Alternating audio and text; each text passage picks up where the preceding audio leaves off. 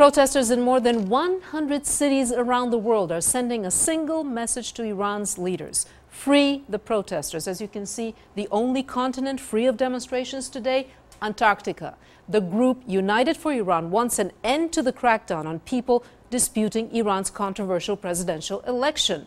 Protests have been taking place in major cities from Melbourne to Amsterdam. A big rally is going on right now in New York. Reza Sayeh is covering it and joins us now to bring us the atmosphere and what the goal is. Hi, Reza.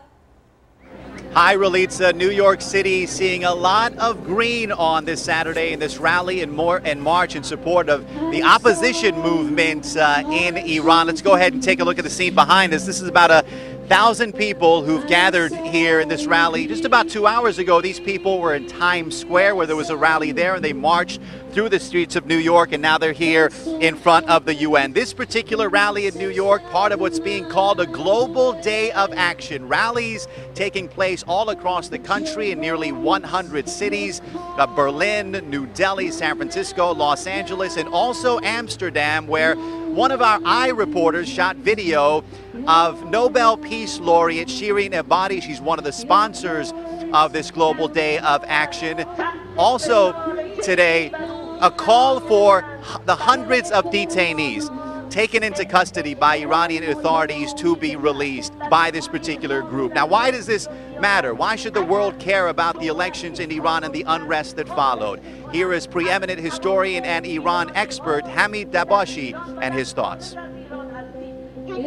Particularly in the United States, this is a civil rights movement.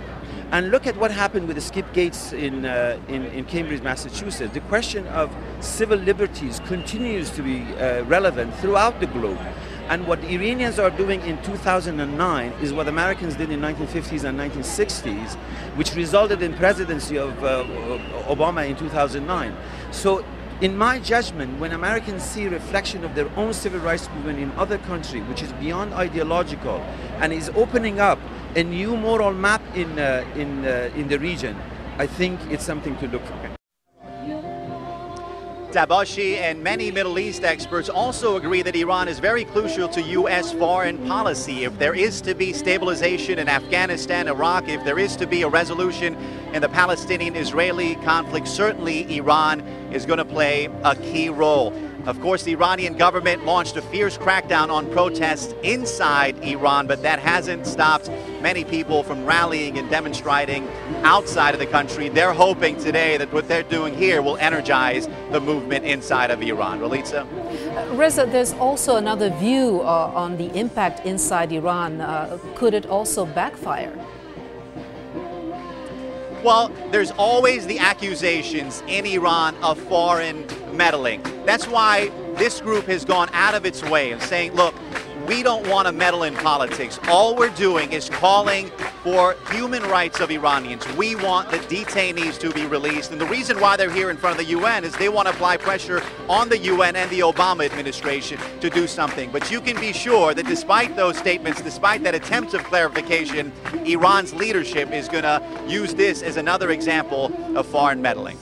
Ralitza. And Reza, how was all this put together? How did the idea came about to coordinate 100 cities around the world?